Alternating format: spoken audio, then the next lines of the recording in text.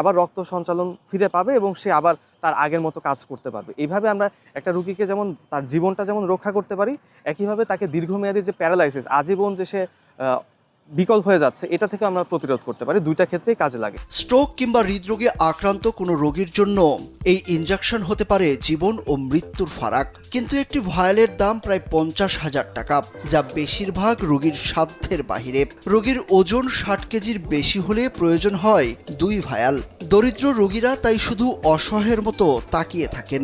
এবার সেই হতাশার দেয়াল ভেঙে দিলেন শীর্ষ। তিনি নিশ্চিত করলেন কোনো মানুষ যেন শুধু টাকার অভাবে হারিয়ে না ফেলেন জীবনের সুযোগ।